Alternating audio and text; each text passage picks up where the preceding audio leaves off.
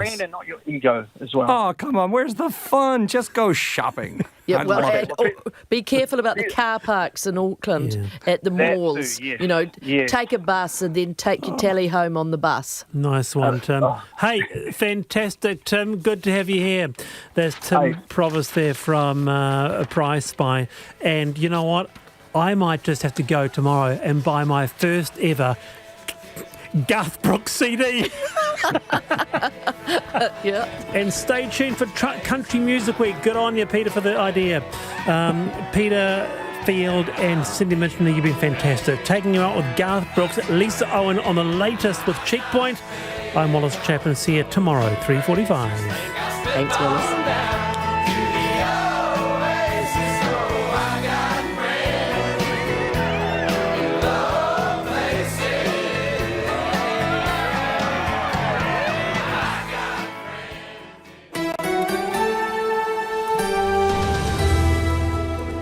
Kei te whakarongo mai koe ki te reo irirangi o Aotearoa. This is Checkpoint on RNZ National. I'm Lisa Owen. Yeah, Heidi Akine, 'twas a night before a coalition, so what's stirring and where's Winston? Stand by, New Zealand, you're about to get an early Christmas present. Spoiler alert, it's a government. We'll have the latest from Parliament and ACT leader David Seymour is live. An email threat disrupts a high school exam in several hospitals. Who is responsible? The council car wreck over plans to sell a downtown parking building. A gut punch is how some Auckland businesses describe the loss of the Sail GP series.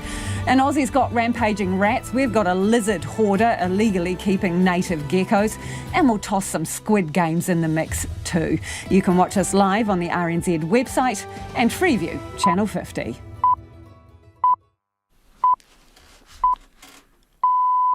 RNZ News at 5 o'clock. Kia ora, ko Anna Thomas tēnei.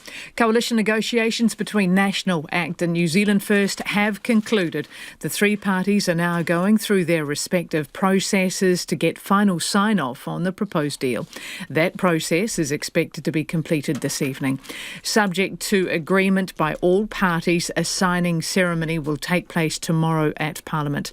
Speaking at Parliament a short time ago, incoming Prime Minister Christopher Luxon says the deal's details will be revealed tomorrow. It's incredibly comprehensive, but importantly also it gives us a really defined work program for the next 3 years. So there's a lot of specificity there that's very deliberate so that we all are aligned around what we're shooting for and what we're trying to achieve. Christopher Luxon says a swearing-in ceremony will take place on Monday. Hospitals have had to reassure the public that it is safe to visit after a series of email threats today. Police have been responding to the emails of a concerning nature sent to hospitals and schools. Jemima Houston reports. Te Whatu Ora says its hospitals affected by the threats remained open today with all services continuing. RNZ understands police attended Auckland City Hospital, Wellington Regional Hospital and Bowen Hospital in the capital and Burwood Hospital in Christchurch. Bowen Hospital says police did a thorough sweep of the site before confirming it was safe. The Ministry of Education is aware of only one school, St Kentigern College in Auckland, that received the threatening email. A spokesperson says the school was evacuated and some NCEA students were sitting exams at the time.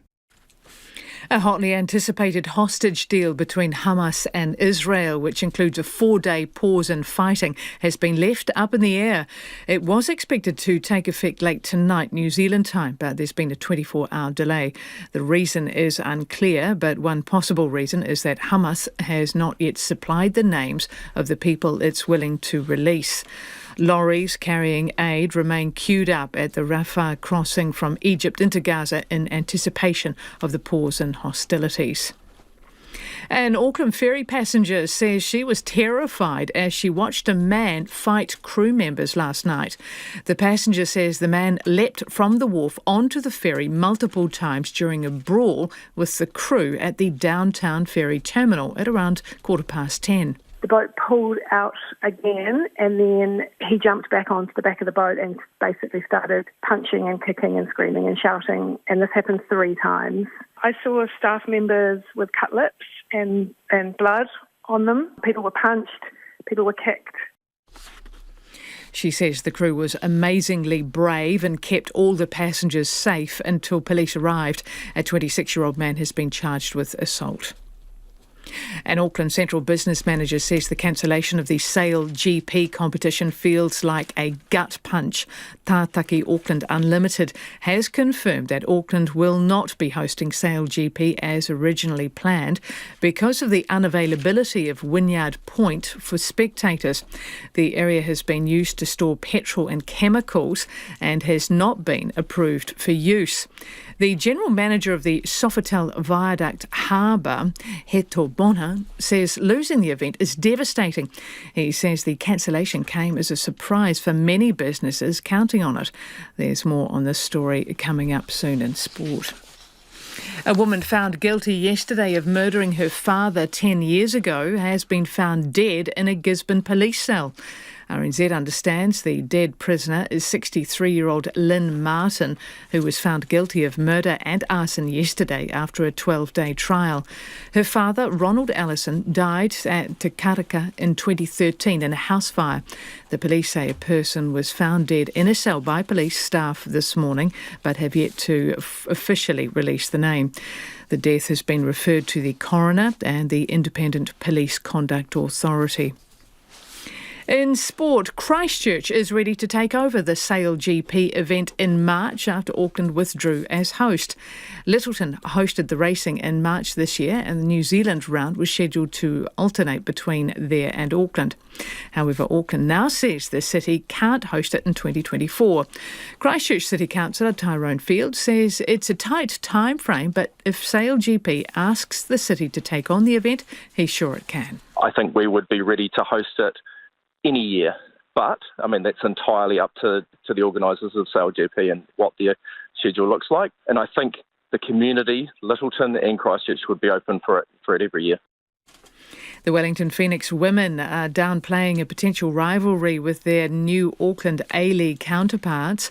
The Phoenix meet top-of-the-table Perth on Saturday at Mount Smart Stadium, and Auckland-born midfielder Chloe Knott hopes they can maintain the support of the city.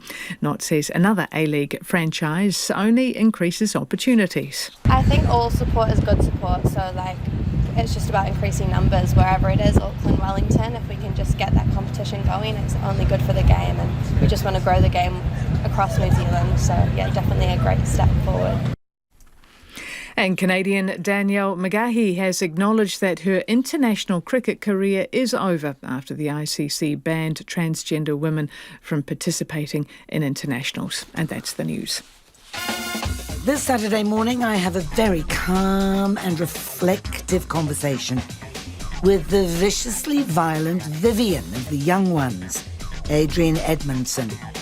Australian writer Richard Flanagan links H.G. Wells, Hiroshima and his own existence in a new book.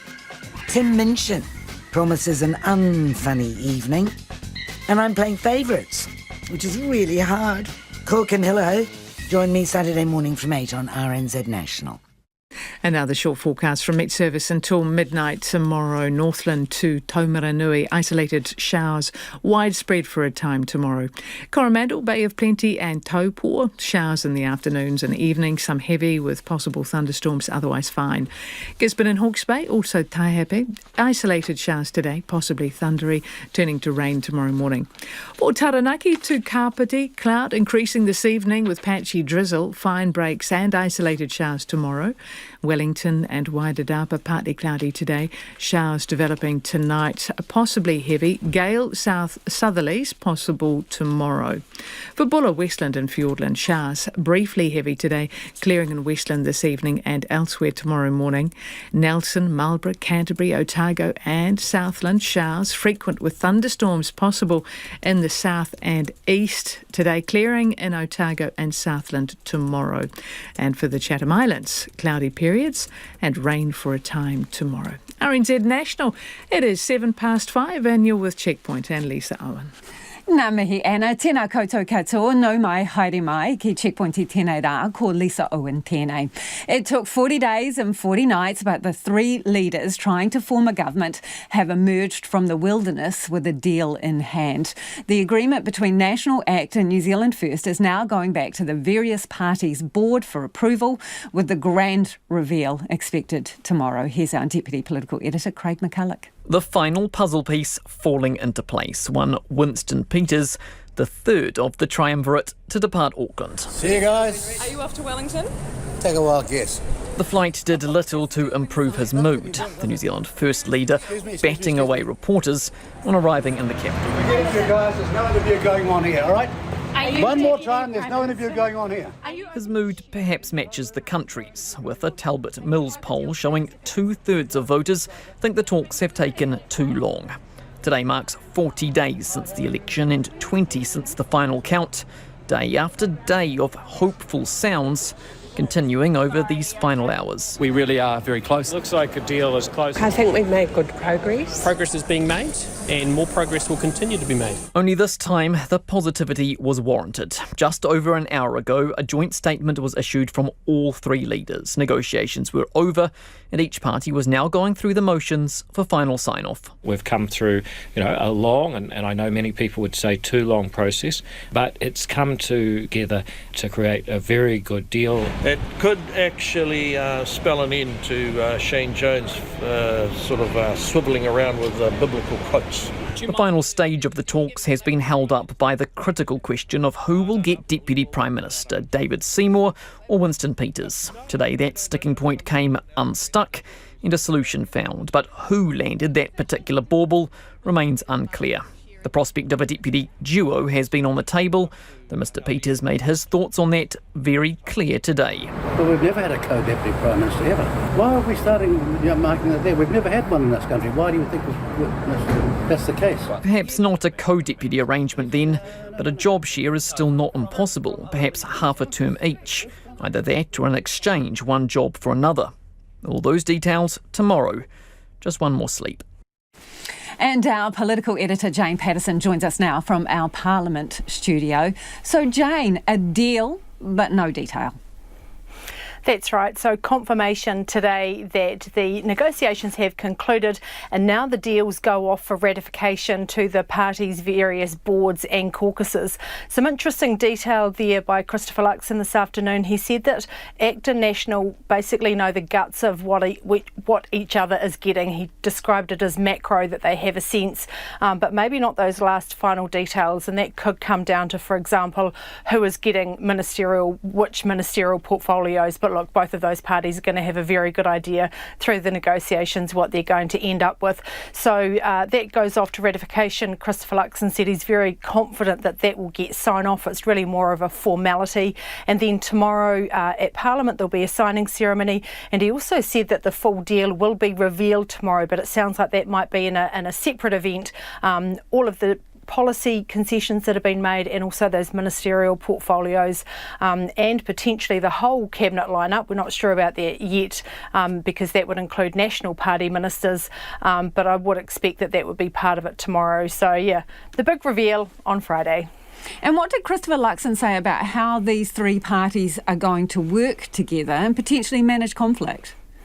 I asked them about the relationships and how they had come out of these weeks of negotiations. And look, Christopher Luxon and Winston Peters did have a bit to do with each other when Chris Luxon headed Air New Zealand. But obviously in this political environment, it's quite different and they didn't have a political relationship. And neither did David Seymour and Winston Peters. So there has to have been some relationship building through that time.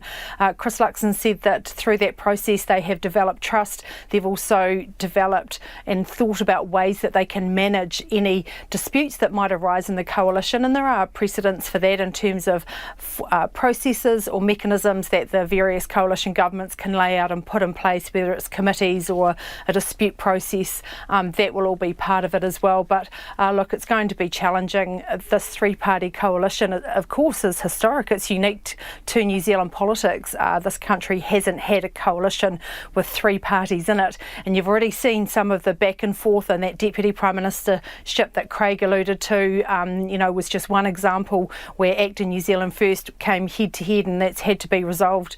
It's been kept really locked down in terms of what it was, but I think we'll be looking out for that job share sort of situation, not a co-deputy leader where they each are co-deputies, but half a term maybe each. So I think that's how it's been resolved. But yeah, they will have to make sure those relationships are as strong as they can be going in, because as I said, it's a challenging and unique situation and there's no manual for all of this stuff.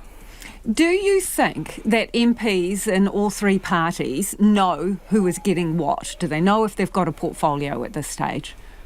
So the caucuses will be briefed tonight, and that is part of the ratification process. So at that point, the various caucuses will be shown the deal that they have been offered. Not quite sure how much visibility the members of the caucus, other than the leaders, will actually get on the other party's deal, but the leader of those respective parties would be able to brief them.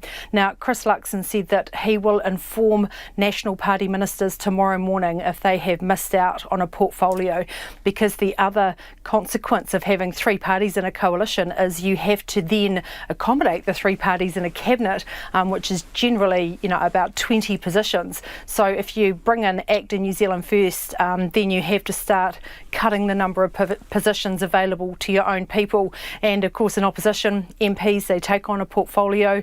There's an expectation that if they do well and stay in that portfolio, they will be given that cabinet or ministerial position, but that might not be the case. So, look, there will be some disappointed members of the National Party caucus tomorrow, but they'll be told ahead of that signing ceremony and media conference laying out all the details tomorrow.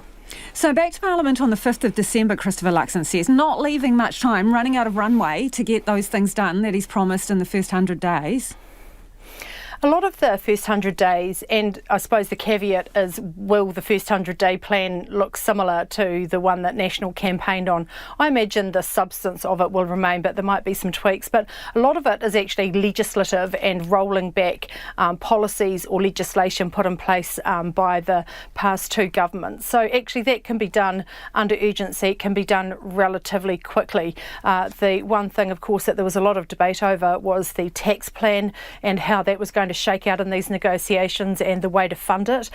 So in the 100-day plan as it stands, there's actually not too much National has to do immediately. They just are going to, in that plan, it's just to instruct public service agencies to get on and start making those savings. So they have room with those tax cuts not coming into July. But look, it's going to be a busy period. I imagine they'll put the House under urgency to legislate and get through a lot of those things. There are tax changes with fuel taxes. They're going to roll those sort of things back, so you could have an omnibus tax bill making a number of those changes. But yeah, not very much time to actually get through what they need to. And also, of course, that mini budget is also going to have to be squeezed in to the time between the 5th of December and Christmas Eve. Thank you, Jane. That is our political editor, Jane Patterson, joining us live from Parliament. It is 5:15. Kia mau tonu mai. Do stay with us. You're listening to Checkpoint on RNZ National. Hospitals and schools around the country have spent the day dealing with email threats of a concerning nature. Police confirmed the emails had been sent to a number of organisations this morning. Our reporter Jemima Houston is outside Wellington Regional Hospital, one of the organisations that received a threatening email today. Jemima, what do we know about the emails? Kia ora, Lisa. Police advised this morning that a number of organisations across the country, including hospitals and schools, received emails of a concerning nature, a threat email. RNZ understands that police attended and searched Auckland City Hospital, Wellington Regional Hospital here, and Bowen Hospital in the capital, and Burwood Hospital in Christchurch. It's understood the organisations affected contacted police immediately, and staff between the organisations were working closely as they've tried to figure out what happened here. And did it have any impact on hospital operations? So we've had a couple of statements from various hospitals. From Te Whatu Ora, it was confirmed that some of their hospitals around the country received that email of concern. They said that hospital sites remained open, that they continued as normal, and that services continued as normal. Members of the public were advised that it was fully safe to attend hospital appointments and go to the hospital in your local area if you need to do so. Bowen Hospital also provided us a statement. That's a private hospital here in Wellington. They said that they received that threatening email around 9:30 this morning. The hospital management took it as a serious threat, contacted police immediately, and police were on site to do a thorough search of the hospital and confirmed that the hospital was safe. They've also said that there were no disruptions to services today and things have continued as normal. What about schools, Jemima? So in terms of schools, the Ministry of Education has confirmed just recently that St Kentigern College in Auckland is the only school they are aware that received this threatening email. We knew early on that St Kentigern was on the east side of Auckland, for those people who know the area, was evacuated and later closed due to the threatening email to keep staff and students safe, obviously. However, there were exams taking place, NCEA exams. They're in their full swing at the moment. NZQA confirmed that around 170 students at St Kentigern College were set to sit exams today. NZQA has said all those students will be able to apply for derived grades if they find that what has happened today has impacted their grade at all. She says some local schools nearby St Kentigern College actually took on students who were set to sit exams in the afternoon, so some of those students were able to sit their afternoon exams, but those students will also be allowed to access derived grades in the event that the events today have caused trouble for them in their exams. Thank you, Jemima. Ngā mihi. That is Jemima Houston outside Wellington Regional Hospital there, talking about the threats that some organisations received today via email. Businesses in Auckland Central say the cancellation of Sale GP, scheduled to be hosted in the city next year, feels like a gut punch. Tātaki Auckland Unlimited has confirmed that Sale GP won't be hosted in the Super City because of the unavailability of Wynyard Point for spectators. The area has been used to store petrol and chemicals and has not been approved for use. Haisa Almeida has the story. The SAOGP competition was expected to generate a revenue of $5 million to Auckland. Tātaki Auckland Unlimited says the event organisation was aware of the issue with the contaminated land months in advance. But businesses in the city centre say they knew nothing about the possible cancellation. Park Hyatt Auckland General Manager Brad Swidman says the news came as a surprise. I've heard nothing, and that's why it was such a shock, because I just thought everything was good. Everything had been booked. We had business on the books and we were excited. He says businesses are frustrated with the decision. Devastating is the word. As I said, it probably was the one event that we had scheduled in our planning for next year, and to lose it is devastating for us and also for Auckland. Brad Swidman says the sudden cancellation has left everyone at a loss.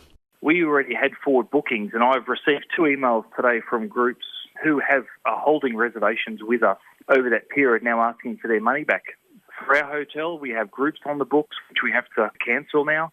And then for the surrounding hospitality industry, there's huge loss of revenue for these people who have done it very tough, obviously, over the past few years. Softail Viaduct Harbour General Manager Rito Bohan says losing the event is very disappointing. Cancelling such an event is a little bit like a gut punch. You know, it takes your breath away for a moment, and you lose the opportunity to come together as one unit in the city where it is. And it's actually sad to see. The NZ Marine Industry Association has been working closely with the council and the organisation of SAOGP for over 2 years in the lead up to the competition. Its executive director Peter Busfield says the cancellation impacted several other events. We moved the dates forward 1 week of our boat show, and we relocated some of the footprint plan so we could accommodate, or Auckland City could accommodate, the SailGP. So the news to us was a huge surprise and came out of nowhere. He says Auckland Council needs to do better. I think it needs a shift in approach, that all the agencies of council, they either stick to the rule book and say this is too difficult or you've got to comply with that, or they have a directive from the top to say we're an event-friendly city, do what you can to make it happen. The cancellation leaves another gap in an already short events calendar for next year, with the council-controlled agencies struggling to work with a tight budget. Heart of the City Viv Beck says conversation with the incoming government around funding would be crucial for the events industry. Particularly the large ones that take a lot of planning. Sort of towards the end of next year, we sort of start to run out, and that's not good because the big ones actually do take time to attract, and discussions between the new government when it's formed with Auckland is going to be important because funding is an issue. With a city of sales out of the picture, Christchurch could be in the running to host the 2024 SAOGP yacht racing once again. Thousands of spectators turned out earlier this year to watch the racing at Christchurch's Littleton Harbour. Christchurch City Councillor for Littleton, Tyrone Fields, says the region will be ready to host the event if the opportunity knocks. It's a pretty tight turnaround, 10 weeks or so, but absolutely we can. I know that the people that are exploring this are the right people to be able to turn it around if it needs to be turned around, and Littleton absolutely will be ready if it needs to be. It is 23 minutes after 5 and you're with Checkpoint on RNZ National. Merry Christmas, New Zealand. You're getting a government, whether that's what you wanted or not. Homai o whakaaro, we would love your feedback. What do you reckon is going to happen tomorrow with the announcement? Who's getting what? Text us on 2101, tweet us at Checkpoint RNZ, and the email address checkpoint@rnz.co.nz. It is time to go to the headlines now. Anea Anna, mena pitipita kōrero. Thank you, Lisa. The makeup of the next government will be unveiled tomorrow. The talks between National Act and New Zealand First have concluded, and final sign-off from all three parties should be completed this evening. After a signing ceremony at Parliament tomorrow morning, ministerial portfolios will be announced tomorrow afternoon, and Christopher Luxon expects to be sworn in as Prime Minister on Monday. Hospitals have reassured the public that it is safe to visit despite a series of email threats described by the police as being of a concerning nature. The Ministry of Education is aware of only one school, St Kentigern College in Auckland, that received a similar email. The school was evacuated as a precaution. The release of 50 hostages held by Hamas in Gaza, which had been widely expected to happen tonight, has been put back by 24 hours, as has a 4-day pause in fighting. The reason for the delay is unclear. An Israeli source has told the BBC there's been a setback. Exit polls in the Netherlands show that the anti-immigration Freedom Party, led by Geert Wilders, has won the most seats in the country's snap election. And the Auckland Council today excluded the public from a meeting to discuss selling the city's downtown car park. Tempers flared at a meeting of the council's governing body, with some councillors raising concerns about how the sale, which was agreed on 3 years ago, is taking place. And Lisa, those are the headlines. Ngā mihi, Anna. New Zealand boxing champion Mia Motu has lost her world #1 ranking. The IBO World Super Bantamweight champion has been unseated at the top by Somalia's Ramla Ali. Joining me now is sports reporter Jonty Dine. OK, this has lit a little bit of a fire under Mia, has it, Jonty? It absolutely has. So, as you mentioned, she lost her #1 spot in the IBF rankings, and she's a bit dismayed as to why. So she and fellow Māori boxer Lani Daniels, they're set to make history next weekend. They both defend their world titles in their home region of Northland. So a massive occasion, but this ranking slight has given Mia even more motivation. Of course, she's 17-0, while Rama Lee, who's taken her top spot, is 9-1. Lee recently had a rematch with Ulyssa Guzman, avenging that only loss, and she reclaimed her WA Super Bantamweight title. Of course, Motu has the IBO, and England's Ali Scotney holds the IBF crown. Of course, we know how messy the boxing world is with multiple champions, but Mia maintains she's the best of them all. She said Lee will be easy work for her in the ring. She says she's better than her, stronger, and packs the best punch in the division. Rama Ali is above me. I don't understand how she is and become #1, because I'm definitely better than her and I should have stayed #1. I should be fighting Ali, but now we're going to have to fight Rama, so I'm coming for you and I'm coming for both of them. So I'm coming to collect those belts. Good luck to try and unstop me. They're just trying to put her in front of because they don't want me to fight Ali Scotney, which is a bloody joke. Come on. I'm ready to fight now. You can't knock me out though, because no one's ever hurt me. So a very confident, a very pumped up champion heading into her bout. So Motu will take on Chandi Mira next weekend, while Daniels will fight Australia's Desley Robinson, which will be a huge night for New Zealand boxing. OK, and from the ring to the octagon, a big blow for Kiwi fighter Dan Hooker. Yeah, gutting news for the Hangman. He was set to close out the year with a 5-round co-main event at UFC Texas against American Bobby Green. Now, both of these guys love to stand and trade leather, so it was bound to be a blockbuster. So a bit disappointing for fight fans. Hooker's come coming off, of course, an absolute war with another American, Jalen Turner. That was back in July. You may remember Hooker sported the blonde hair, which had turned red by the end of the fight. So it was a brutal fight, and Hooker actually broke his arm checking a kick. He had surgery afterwards, but recently broke the arm in training. So speaking to Submission Radio, he said he did rush back to training and probably agreed a bit too soon to his next fight. So probably 4 to 6 months out for Hooker. He said he rolled the dice and came up snake eyes, but it may have a silver lining as this could free him up for the historic UFC 300 card, which will be likely April next year. That's brutal. Thank you, Jonty. That is our sports reporter, Jonty Dine.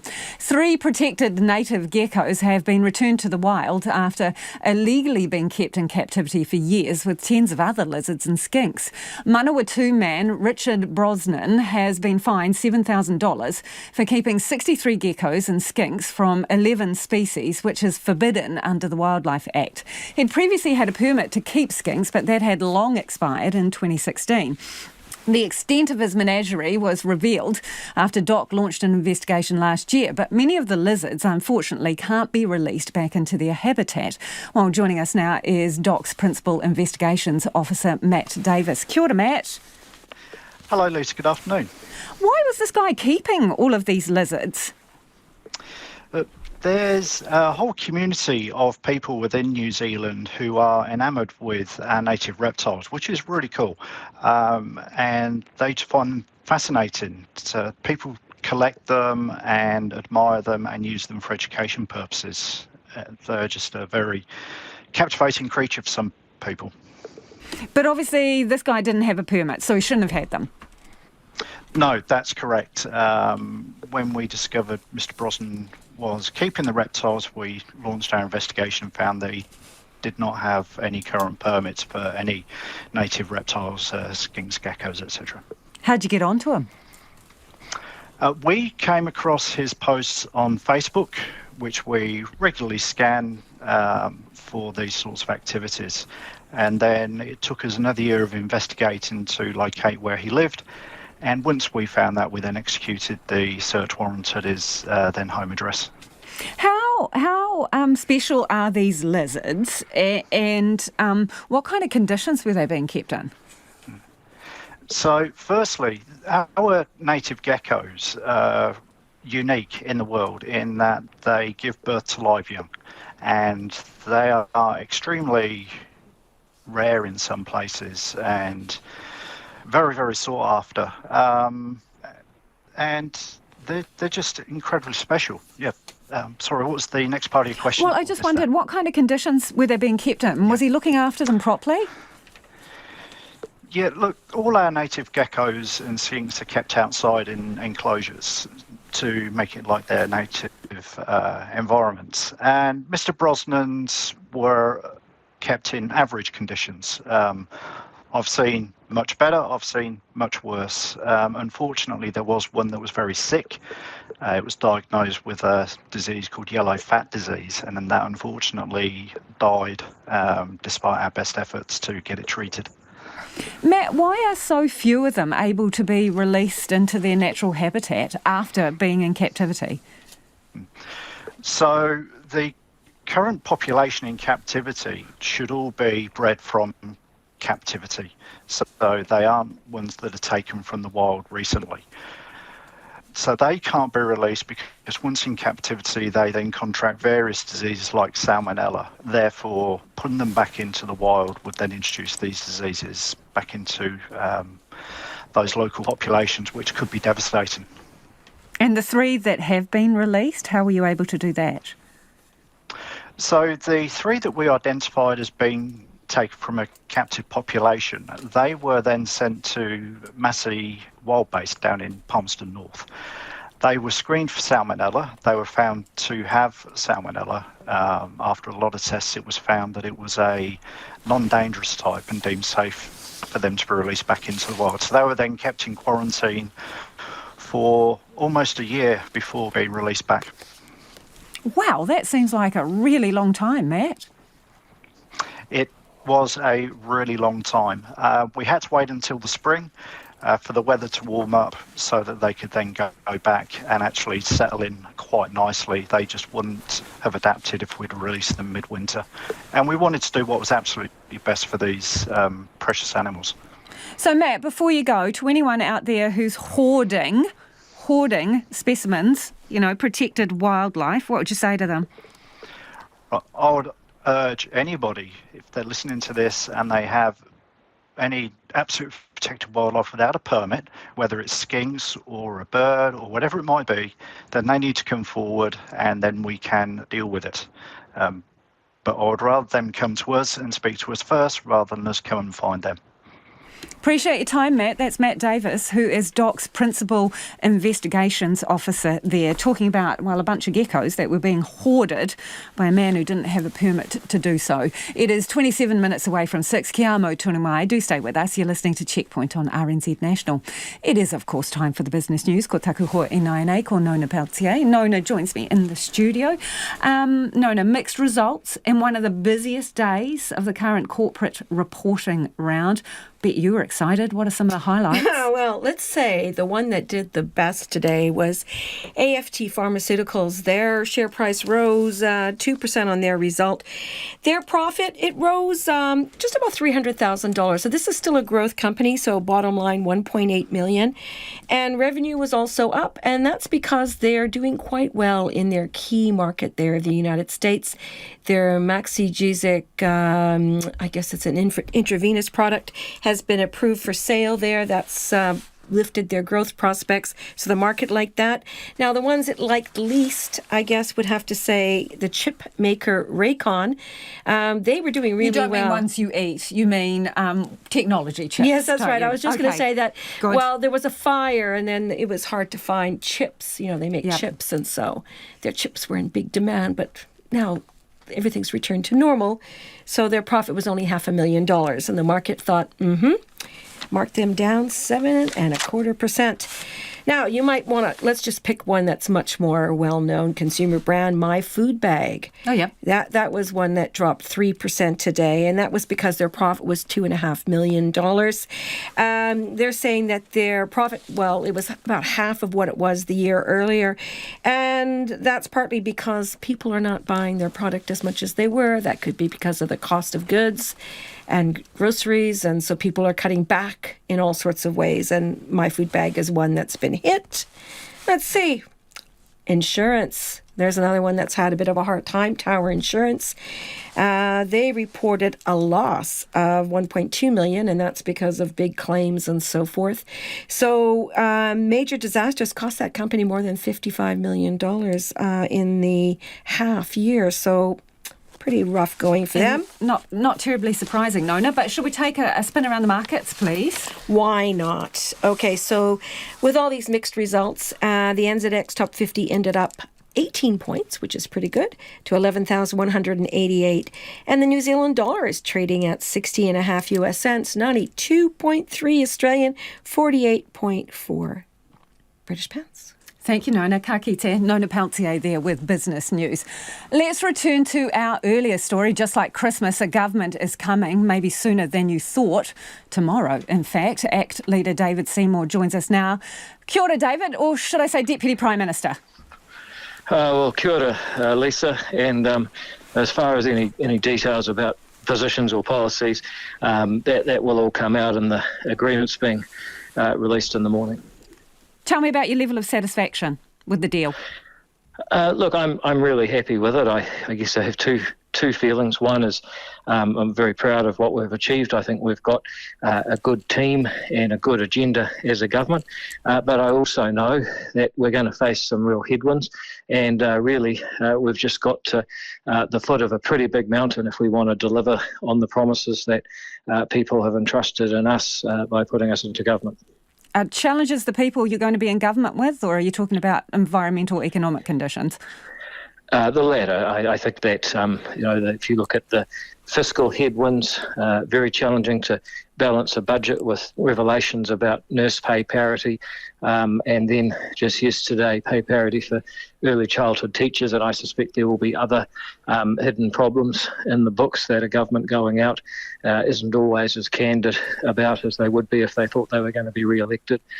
You've got obviously quite a lot of issues around crime and victimisation, social cohesion and also social services, hospital waiting lists, getting into a GP and getting kids to attend school and learn things, Okay. get them up the league tables. I mean, all of that makes for quite a daunting agenda, but I am, on the other hand, confident that we have a good team and a good agenda to tackle it. Christopher Luxon says everybody's had to compromise, so how much have you had to suck up? Well, I wouldn't put it that way, Lisa, but basically you've got, three parties who are competitors in an election. Each had its own manifesto, and what we've done is we've gone through a process of merging that into one in some cases. Actually, there was a lot of overlap where we had similar aspirations. In other places, there were things where we perhaps had opposing views on a question which involved compromise. And then there's also areas where one party had an idea that perhaps the other parties weren't particularly for or against, but saw as a positive addition to the government's agenda. All of those are in there. Are you getting a treaty referendum? Again, I wouldn't divulge if we were or weren't going to advance a particular policy. Okay, let me put it another way, David. Let me put it another way. If you don't get a treaty referendum, is that a fail? Well, I think the way you're putting it is just inciting me to answer the question. I told you I can't. But look, I think people will see the agreement tomorrow. They'll look at the totality of it, and they'll see that we've negotiated well and are going to cooperate well to make this a triple win-win-win. Do you know exactly what Winston Peters and New Zealand First is getting? Have you seen that? Yeah, I mean, our agreements, obviously each rely on the other two parties supporting them, and we've done that cross-checking, and we certainly support the policy objectives that they bring to the government, just as they support those we bring to the government. We've been told it's a comprehensive deal. Christopher Luxon said that. So how big's the document? Are we talking 70 pages a la Jim Bolger's government, or 2 a la Jacinda Ardern's? It's not either of those numbers. It's. I would say if you put the two of them together, about in the middle. Okay. Is there is the situation that unless it's written down in those agreements, everything else is by negotiation while you were in government together? Yeah, and look, I mean, any government is going to face challenges that they wouldn't have anticipated. You only have to look at the previous government in between the terrorist attacks, the volcano, and then the pandemic. This government will also face circumstances that we don't know yet, but sadly, bad things tend to happen at all times, unfortunately, and we'll deal with things like that, but the basis will be that we're a team, that we're collaborative, and that we work together to get the best result for New Zealand. What's your disputes mechanism? Well, again, there are mechanisms. So is it a committee like has been previously had with members of each party on it to discuss areas of conflict? Does it look like that? Well, again, I mean, that would be speculation, and I know it's annoying. It's annoying for me too. I'd much rather just tell you everything that's in the document, but I can't do that because I've promised, as my colleagues have, that we're not going to talk about the details until the morning when it's released. Do you think that ministerial positions should be proportionate to your vote share? Well, I certainly think that is a guiding principle, but you've also got to remember that sometimes, depending on what the numbers are, you can't cut people in half to make it precisely fit. In fact, that's something no, not that I'm sure the precisely, government but will be opposed to. Generally, yes. Generally, yes. Okay, so you also believe in smaller government, so will that be reflected in the size of cabinet? Well, again, that's to give away details of what's agreed, and we've all agreed that we'll release that tomorrow. But I just take the view that government overall needs to be smaller, and I also think that when people start looking at, maybe if we start squeezing the people we can actually vote for, sometimes that's to the benefit of a lot of people you can't vote for who have seen massive growth in the amount of expenditure and largesse in government over the last 6 years. So I'm not saying it's one way or another, but I just, I know I'm going to be, hung, drawn and quartered because I am one of those people you can vote for, but I just playfully make the defence that, there is a balance between elected and unelected representatives, and, squeezing the elected ones is not always the best answer. David, is your party, your people, have they signed off on this yet? Yeah, so we've met with our board. The Act Party Constitution, which we're bound by, requires us to consult with the Board of Trustees. We've done that. They've said that they're satisfied with the consultation. In fact, we've kept them close to the process all the way through, and including having a board member on our negotiation team. So our board seems to be quite happy with where we've got to. Christopher Luxon said you've got to know each other, all three of you, well over this time, and you've formed some chemistry. What new thing did you learn about Winston Peters during this process, please? Oh, look, I learnt that you can sit down and have a pretty decent conversation with Winston, and that his love for dogs appears to be quite deep. He came and met Leo, who's our mascot in the Act Party office. Leo is about an 80-kilogram Leon burger, and I think it really melted him. Appreciate your time, David. That is David Seymour, Act Party leader. It is 17 minutes away from 6 and you're with Checkpoint on RNZ National.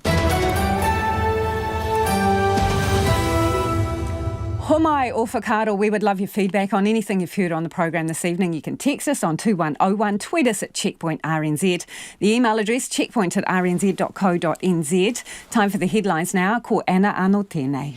Thanks, Lisa. The makeup of the next government will be unveiled tomorrow. The talks between National, Act and New Zealand First have concluded, and final sign-off from all three parties should be completed this evening.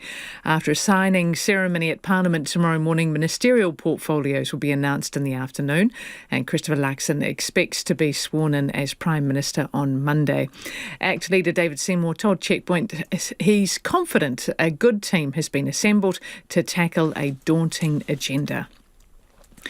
The release of 50 hostages held by Hamas in Gaza has been put back by 24 hours, as has an agreed 4-day pause in fighting. It had been widely expected to happen tonight, but an Israeli source has told the BBC there's been a setback. A major police operation targeting methamphetamine market in Hawke's Bay has resulted in several arrests, including mongrel mob members. A 59-year-old man and a 35-year-old woman were remanded in custody after appearing in the Hastings District Court. 2 other people are set to appear tomorrow. And a Manawatu man, Richard Brosnan, has been fined $7,000 for keeping 63 geckos and skinks from 11 species, which is forbidden under the Wildlife Act. DOC's Principal Investigations Officer Matt Davis told Checkpoint that unfortunately many of the lizards can't be returned to the wild lest they spread disease. And those are the headlines, Lisa. Thank you, Anna. Police have been searching a school, hospitals and other institutions around the country after a series of online threats today. Auckland's St Kentigern's College received an email police say was of a concerning nature around 9 this morning. The school was advised by police to shut down immediately. Students sitting exams had to be moved and will be able to apply for a derived grade. Police also attended several hospitals after threats there too. Police say they are confident the emails are from the same source, and cybercrime unit staff are working to identify the origin. Paul Spain from Guerrilla Technology joins us now. Kia ora, Paul. Where are these emails likely to be coming from, do you think? Kia ora, Lisa.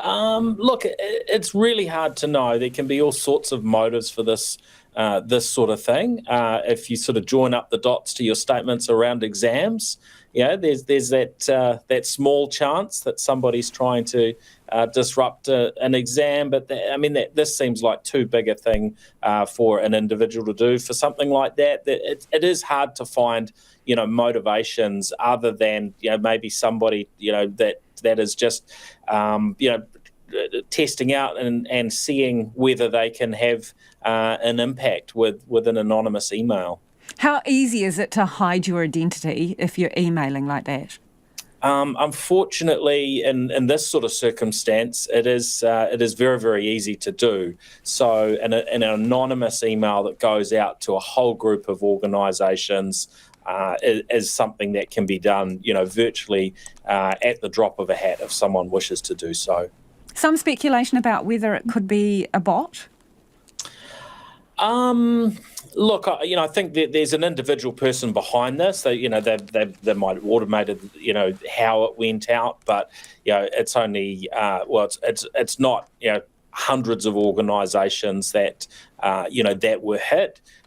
So yes, you could use a bot, but there's a person behind this. I would anticipate, unless we're seeing a whole lot of similar things happening in other countries around the world at the same time, that I'm certainly not aware of that. We don't know the content of the detail. We don't know if the emails wanted something, like a ransom or similar. But is this kind of a different type of not a hack, but, a cyber threat or disruptor? Look, I would say in many ways it's similar to the bomb sort of scares that have been around for decades, where somebody picks up a phone and a handset in a phone booth or something and calls in a threat and disappears before anybody can find them. It maybe falls into that sort of category. But if it has been done in a manner that is not able to be tracked by the police cybercrime unit, then of course we're all largely left in the dark as to what the motivation is for it and who's done it. But there is always the potential that the cybercrime unit managed to track them back and that they haven't fully covered their tracks. And obviously it takes a lot of resource. Police out today searching some of these places, including hospitals, to make sure that there is nothing to be concerned about. But I assume these have to be taken seriously. Well, this is the role of those in these organisations and the police, and generally to start with, these things do have to be taken seriously. There's a point where if we saw ongoing repeats, then maybe how seriously they're taken might change in future. But I think that's the right place to start. Appreciate your time, Paul. That is Paul Spain from Gorilla Technology there. 10 minutes away from 6, kia mau tonu mai. Do stay with us. You're listening to Checkpoint on RNZ National. It's been a tense day at Auckland Council as the governing body met to go over plans to sell the city's downtown car park. The building's on Fanshawe and Lower Hobson Street and has been a sore spot for the council, with a number of central city groups objecting to the sale. Some are even threatening legal action if it goes ahead. 3 years ago, the council approved the sale of the downtown car park and requested its development branch to complete an open market competitive sales process supported by Auckland Transport. Today, councillors clashed with the city's mayor, calling for transparency and consistency. Finn Blackwell was there. I'm trying to speak for people wanting to participate in public forum. Councillor Henderson. Point of order. Please behave. I'll have you removed. A fiery start to the council's governing body meeting. Councillor Mike Lee questioning Mayor Wayne Brown on the plan to sell off the city's downtown car park. But the point of order relates to your interpretation of the standing order, which says the item regarding the downtown car park on the open agenda and the secret part of it, and confidential, has already been decided. If that's the case, we can all go home now, but patently that is not true. Others chimed in, wanting to hear from groups like Central City Business Association, Heart of the City, and the Save Queen Street Society. Society member and property developer Andrew Cruxina had previously threatened legal action against council if the car park goes. Yelling from the public gallery, he urged council to show some transparency on the issue. Transparency is a key part of governance. You are demonstrating a gross lack of transparency in the way this meeting is being conducted. It is despicable. The groups had been denied a chance to speak in the meeting's public input section, much to the ire of some councillors and members of the public gallery. It's shameful. Abuse of process, Mr Mayor, and abuse of our swearing in of office. But Mayor Wayne Brown was unrelenting. There will be plenty of opportunity for discussion and debate during the appropriate part of the day. So please behave. This is not kindergarten. You're all paid to be here. The council was meeting to go over the sale plan for the downtown car park, including whether or not to include a micro-mobility hub for bikes and scooters, which was part of the original proposal. Precinct Properties was selected in September of 2022 by the council's development arm, Eke Panuku, at the end of the sales process as the preferred development partner. Councillor Christine Fletcher alleged that saying the issue had already been determined was misinformation. Mr Brown bit back, saying he had been advised on how to proceed. I'm giving the results of information which I have been given by lawyers, and this is what I'm supposed to be doing. So that's what we're doing. Christine Fletcher says she had been misinformed by previous council officers when the proposal was initially put forward. I believe that I have been wrongly advised by council officers in the preceding meetings that have led up to this. She wanted to delay discussion on the car park and said there were more considerations that needed to be raised. I think it's unfortunate that it is so difficult in this place to raise issues of objection. I mean, it would be very easy for those who do support what's happening today to mock those of us who have got genuine concerns.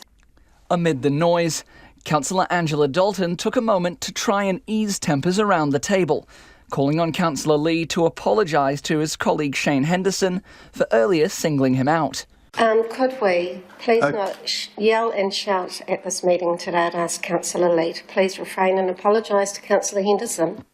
The public debate came to a close after a confidential section of today's meeting was called, so Council could discuss the commercially sensitive details of the sale process. But not before some councillors attempted to defer, delay and object to doing so. In the end, a chaotic day at council has provided little clarity on what the future has in store for the car park.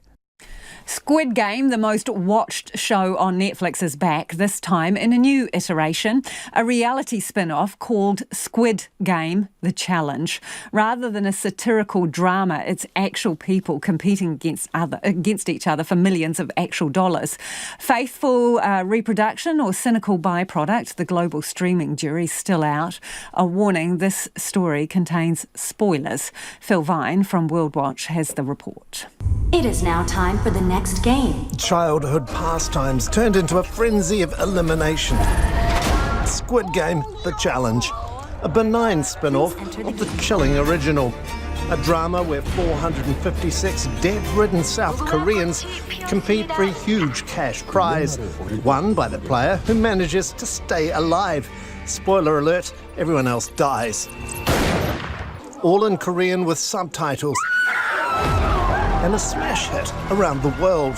Squid Game is an extraordinary global success, #1 on Netflix in 90 countries. Did you have any idea when you started this? Lead actor Lee Jong-jae on Stephen Colbert's Late Show.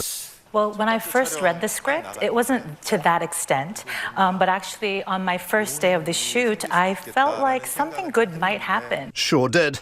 Squid Game turned out bigger than Bridgerton, bigger than Stranger Things. Fans clocked up a total of 1.65 billion hours watching. And just in terms of the games and how the show was made, I was a fan for sure. Dr. Ankur Kajaria from London, one of 456 contestants selected to play Squid Game, The Challenge. I'm a surgeon by trade, so I'm used to, being under pressure. Ankur answered a recruitment ad on Instagram. Took my phone out, recorded a 1-minute video, sent it off, not thinking much of it, and the casting producers really liked it. What is this? One of the most amazing experiences of his life, the way he tells it. Oh my God! Early reports leaked saying contestants were having a miserable time. Surely that's the point. Variety reporting them needing medical attention for cold and fatigue. There were mental challenges, physical challenges, and it was really testing, actually, for the entirety of the programme. Catering was pretty rubbish. Lots of oatmeal, apparently. Yeah, the food was a big problem, I think, for a lot of people. We were missing food that we normally eat. In the original Squid Game, food was the least of the contestants' problems. Childhood games included a tug of war over a massive abyss, the losers falling like lost climbers.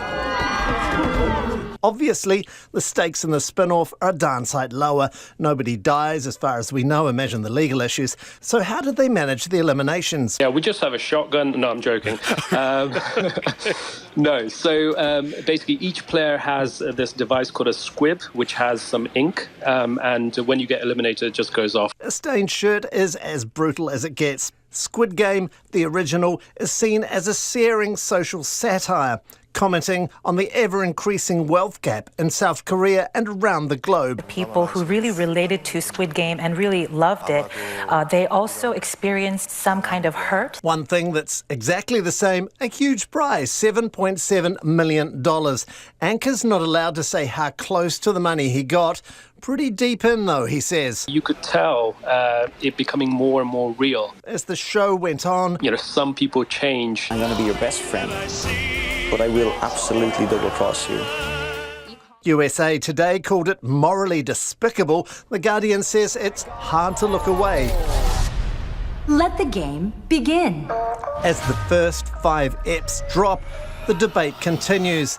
Is this new pretender a natural satirical extension of the original premise, the life and death desperation caused by late-stage capitalism? Or is Squid Game the challenge simply cashing in on the very exploitation, corporate greed and injustice the original sought to expose? And Netflix says they've started filming an actual sequel to Squid Games in July 2023. And nothing in Squid Games compares to sharing the studio with Anna Thomas. Pull yourself together, woman. Let's get to some of your feedback before the news at 6 on the coalition. This person says, oh, hurrah! Only one sleep to go. I think their tongue is firmly in their cheek. Joe says, so finally, white smoke has been seen coming from the beehive. Another, are we already 40 days and 40 nights into the first 100 days of this new government, or is the 100 days going to be reviewed? I think it's from the point they get sworn in, which, according to the timetable, should be on Monday, if all goes according to plan. Yep, the coalition of chaos, another listener says, we can't wait. And this one in too, we've waited long enough. Why can't the committee government just show some respect and tell us instead of making us wait even longer? Shirley says, I don't care who gets what position.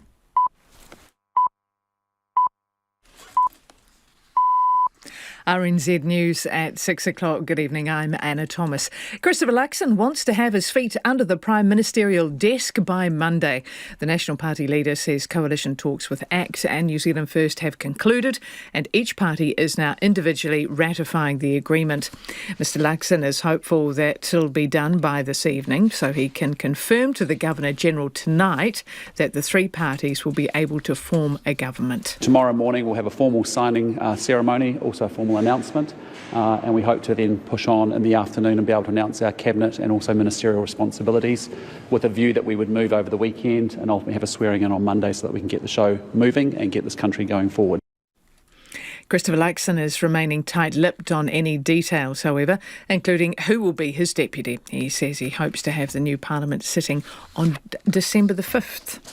And ACT leader David Seymour says the new government has a daunting agenda ahead, but he believes there is a good team to tackle it. He told Checkpoint he's happy with the deal. I'm very proud of what we've achieved. I think we've got a good team and a good agenda as a government, but I also know that we're going to face some real headwinds, and we've just got to the foot of a pretty big mountain if we want to deliver on the promises that people have entrusted in us by putting us into government.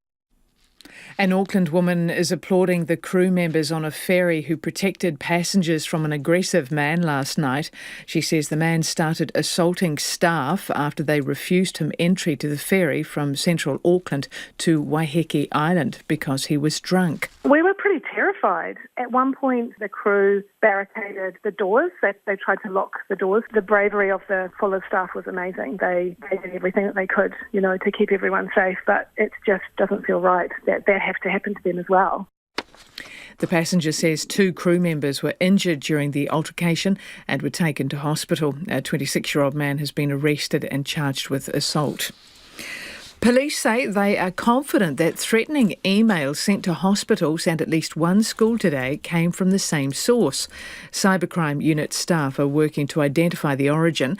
Police say they appreciate today's threats are nerve-wracking. RNZ understands that police attended Auckland City Hospital, Wellington Regional Hospital and Bowen Hospital in the capital, and Burwood Hospital in Christchurch. Bowen Hospital says police did a thorough sweep of the site before confirming it was safe. St Kentigern College in Auckland was evacuated after it received the threatening email.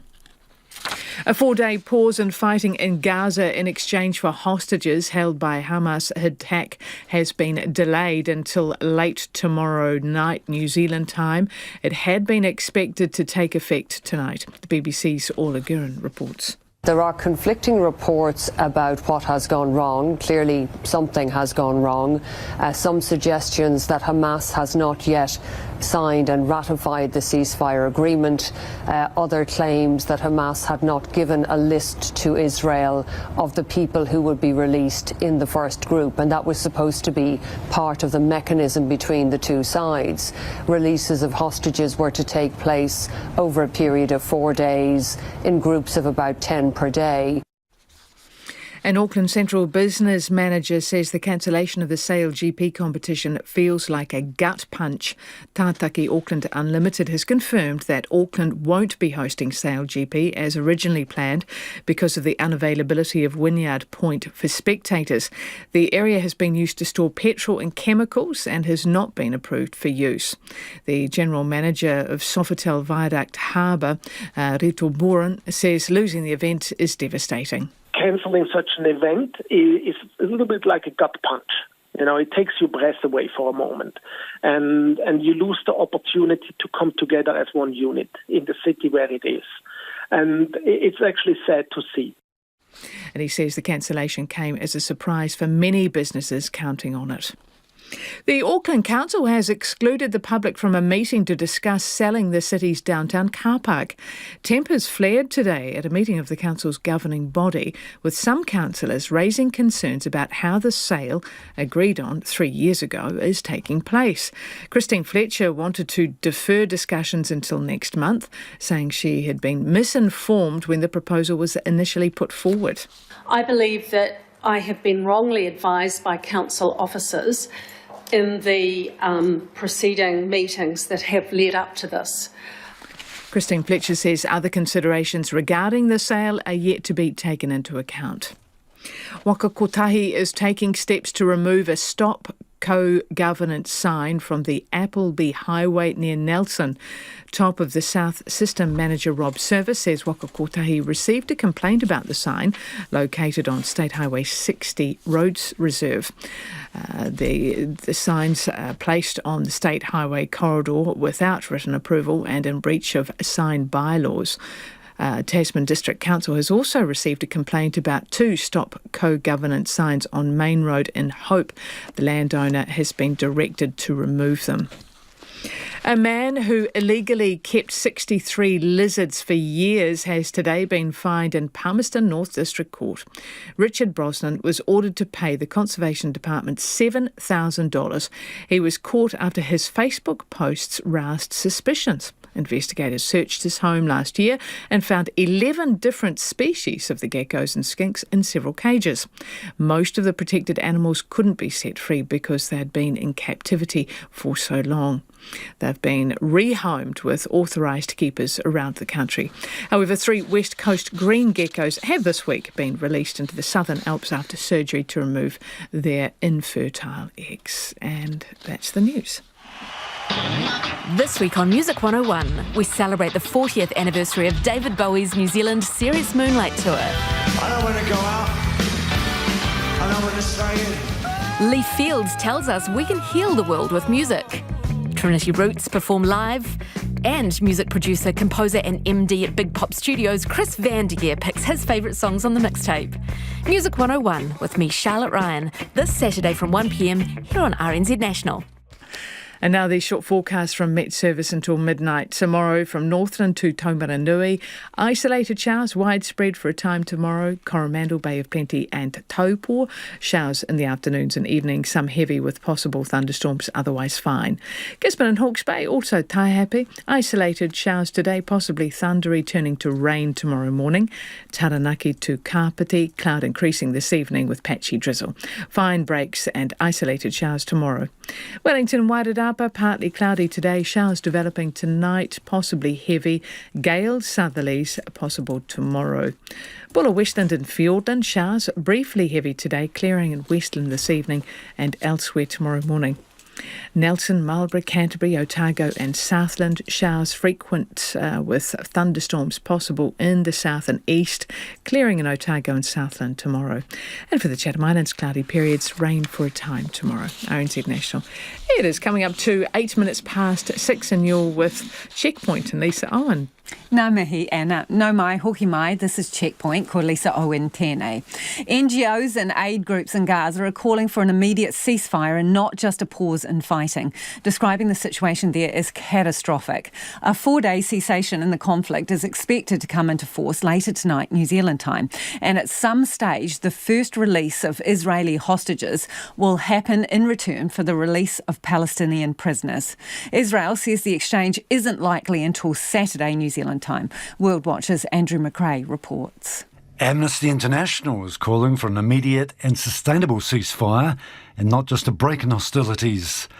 It says 14,000 people have so far died in Gaza, including more than 5,000 children, and one child is injured every 5 minutes.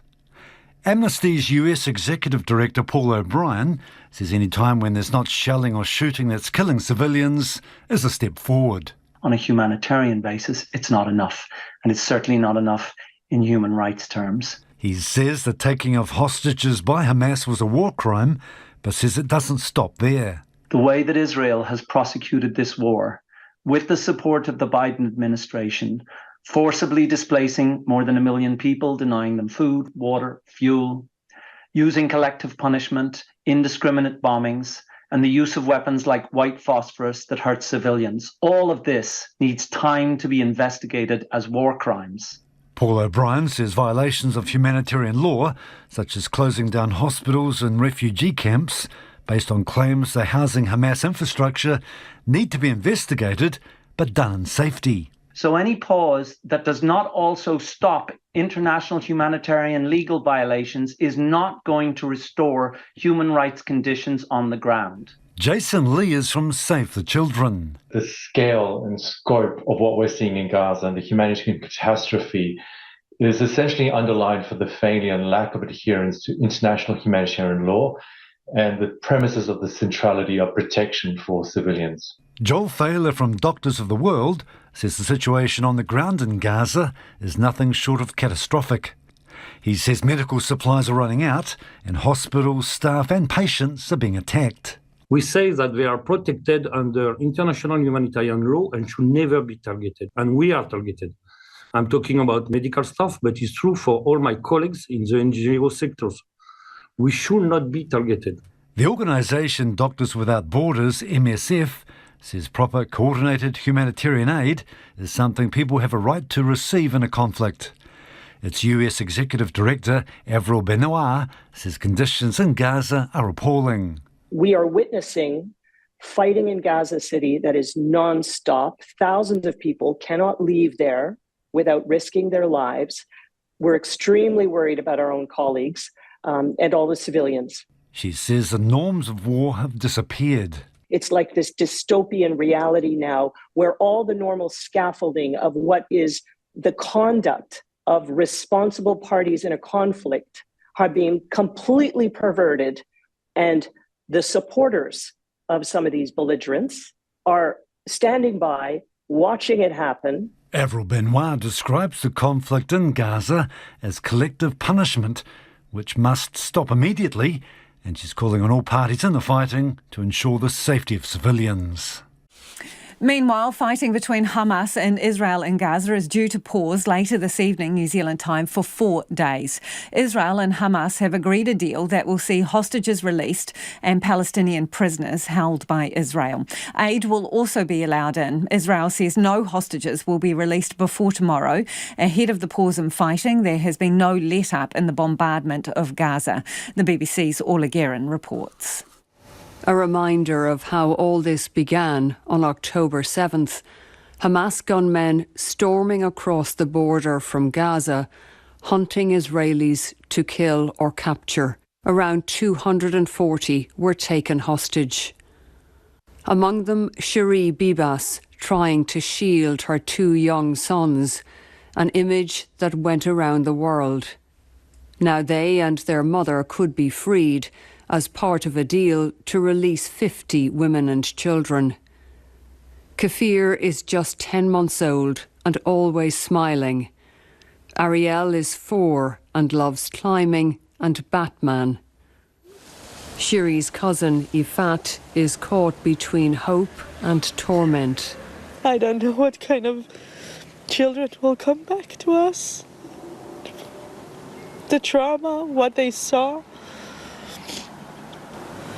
And until I see them in my own eyes, I don't believe any lists of names, and I don't believe any news coming today from anywhere. I need to see them in my own eyes. I need to hold my cousin in my arms.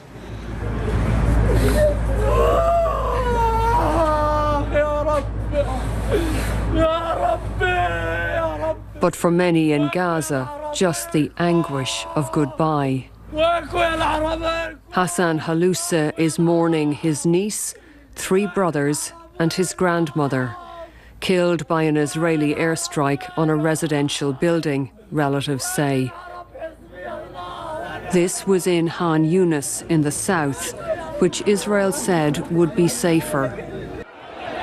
Gaza is teeming with grief and desperation. Hundreds of trucks of food, fuel and medical supplies are to be allowed in during the ceasefire. For now, Gaza keeps burying its dead, with more than 100 bodies in this mass grave. We don't know exactly how they died, but some came from Al-Shifa hospital, Israel releasing the remains on the eve of the truce. It is 14 minutes after 6 and you're with Checkpoint on RNZ National. A year after Ukrainian troops liberated the southern city of Kherson from Russian occupation, shelling and missile attacks remain a constant of daily life. Ukraine has been able to advance further into Russian-held territory in recent days, but Kherson is barely a kilometre from the front line. Deutsche Welle's Max Zander visited the city to talk to residents about how they're dealing with the unrelenting threat. A year after Russian forces retreated, much of the city is still a war zone. And medical facilities remain in harm's way. Medical Director Oksana Tomchenko shows us what the Russians have done since leaving. They didn't go very far. From the roof, we can see the left bank of the river, from where Russian troops continue to attack the city. During the occupation, when our city was shelled, it was point shelling, aimed at where the Russian military was stationed. The strikes were directed. Since the deoccupation, the Russians shoot wherever they want. In the year before the war, 1,200 children were born here. Now, Oksana Tomchenko says they have about a tenth of that. It breaks my heart that we have so few births here. I understand it's safer for women to be elsewhere, but that's our job. Irina plans to have her baby here, despite the risks.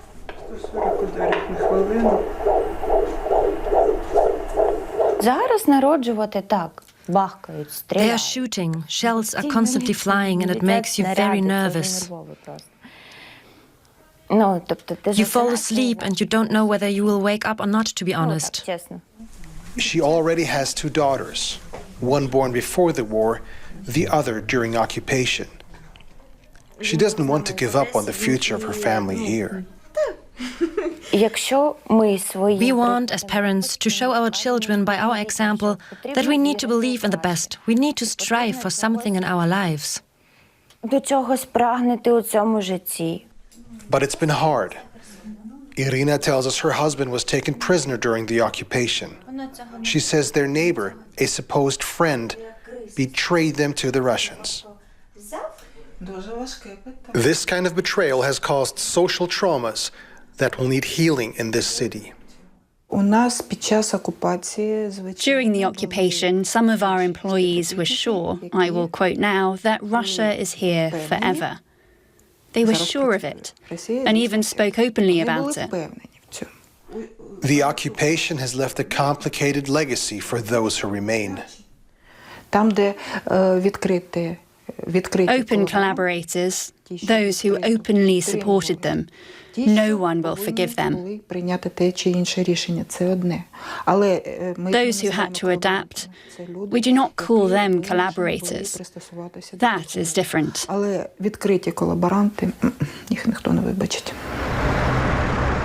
1 year later, trauma runs deep in Kherson city. And with the Russians on its doorstep, the danger is far from over.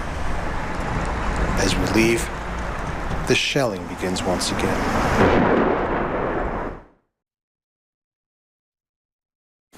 A fire is threatening the northeastern suburbs of Perth, fuelled by strong winds and temperatures in the 40s. Water bombers are being used today and the damage to property so far remains unknown. The ABC's Angus Randall reports. It's heading to a top of 40 degrees in Perth today. Tough conditions for around 250 firefighters battling fires in the city's northeast. Jess Lingard is from the Bureau of Meteorology. She says it's a difficult day. The setup at the moment isn't great. It's hot. It's dry, it's windy. It's sort of the trifecta of terrible conditions for fires. And as we've seen overnight, that fire has just gone from zero to hero in a very short space of time.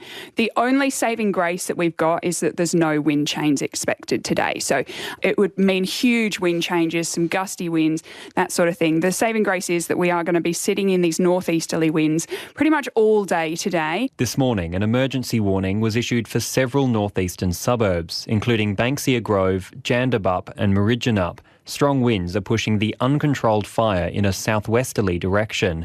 An evacuation centre has been set up at the Gum Blossom Community Centre in Quinns Rocks, closer to the coast.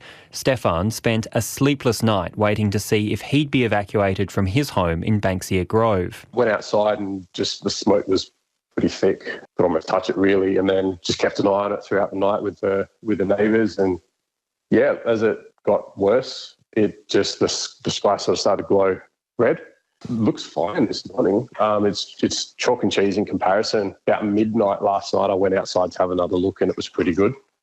But yeah, this morning it looks like nothing really happened. So it seems like the fires are doing a really good job, but obviously it's still not contained. Overnight, more than 150 people were evacuated. John lives near the evacuation zone. He decided to leave before the fire got too close. We'll just make a call as the day progresses and see if we're able to get back into the suburb, but hopefully everything, will be okay. Yeah, we can go back and finish off the dishes. Alan Johns has been using his garden hose to protect his home. The wind was just spreading red bullets at you as you were trying to fight embers. It was hitting the house, it was hitting the roof. There's a point then I had to actually go around the corner and just cover my face and everything, and then go back inside, then go out the back. Trees behind the biggest ones, when they lit up, was just like Statue of Liberty. The fire began in a pine plantation on the outskirts of the suburbs. Around 1,000 hectares were burnt overnight. David Gill is the Metro Chief Superintendent for the Department of Fire and Emergency Services. We don't have the fast-moving fire today. It's more of a slow spread around the flanks. The fire pulled up as it reached the edge of the urban areas, so it's more along those flanks today, working along the north and the southern flank to strengthen those containment lines. That's what firefighters will be doing. but we are expecting strong winds again today and difficult conditions with high temperatures expected. People in Iceland are on edge as officials say there is a high probability of a volcanic eruption any day now. The looming eruption has forced evacuations and authorities say it's an ongoing process to allow some residents to temporarily return home to gather their belongings. CNN's Frederick Pleitgen has the details. Taking off straight to the emergency zone. We're on a mission with Iceland's Coast Guard to the already affected area by what could soon be a massive volcanic eruption. Everything here is on knife's edge, but of course, the authorities are doing everything they can to save the town and save the infrastructure. The town is called Grindavik. Massive cracks in the roads show the places where pressure from an underground magma stream has already burst through the Earth's crust. The ground now uneven, as the crew says they've been observing the rift widening in the past days. We see differences between days. Sometimes we see the crack a little bit wider. Grindavik was evacuated and could soon be completely destroyed by hot lava, authorities fear. From up here, you can already see just how extensive the damage already is to the town of Grindavik. Iceland is in an area of massive volcanic activity. While this part of the country had been dormant for around 800 years, scientists say, in the past 2 years, volcanic activity has come back to life with several major eruptions. We fly over the most recent one, past the mouth of the volcano and over seemingly endless lava fields still steaming hot even months after the actual eruption ended. On the ground, crews are working around the clock to try and build a berm to protect this geothermal power plant. And we also see the world-famous Blue Lagoon hot springs, normally a major tourist attraction, now closed down and also evacuated. The economic toll already immense. Iceland's government says a major eruption here remains highly likely, and it could happen in a matter of days. Iceland's Coast Guard aviators say they are on alert all the time. In case of the volcano starts, then we will fly over the area to help to evacuate the people.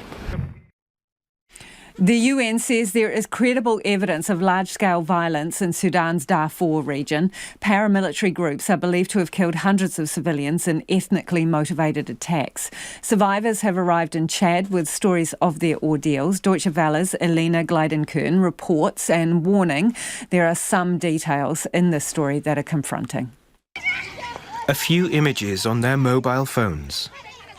The only proof of what happened to them. Survivors describe how men were rounded up and shot. Some say they saw people being hacked to death with axes and machetes. Thousands of Sudanese are leaving their home country behind to take shelter in neighbouring Chad. Especially women, threatened by sexual violence. Human rights activists say sexual violence against women is being used as a weapon of war. Rukaya Yaqub is adjusting to her new life. She says she was forced out of her home in Ardamta, West Darfur. She fled with her 7 children. They attacked us for 3 days. It was intense. They went from door to door rounding up the men. They took them out and killed them. They called the father of my children into the street, shot him and killed him. Fighting has escalated between the country's 2 rival military factions, locked in a deadly power struggle, stoking fears that the horrors of Darfur 20 years ago are returning. The UN says over 500,000 people have crossed into Chad since fighting broke out in mid-April. Most arrived traumatized and with malnourished children. Chad is feeling the strain of the displacement on its own resources. Humanitarian workers are scrambling to provide services to the new arrivals and to the local population. Chadians, they have already shared whatever they could share. They can't share anymore. They even need assistance themselves. So now we need to assist all those 600,000 refugees that came, the returnees from Chad that were living there, but also now we also need to support the Chadian, the host population that are there, that are also suffering like all those Sudanese that have arrived. Many Sudanese may have escaped the conflict back home, but the lack of humanitarian funding could leave hundreds of thousands of refugees and displaced people facing hunger in Chad in the coming months. In remote northwest Queensland, a plague of native rats is causing havoc on land and at sea. Good rainfall and lots of foods have caused a population explosion, but now hundreds of the long-haired rodents, are turning up dead along the picturesque coastline. The ABC's Julia Andre reports.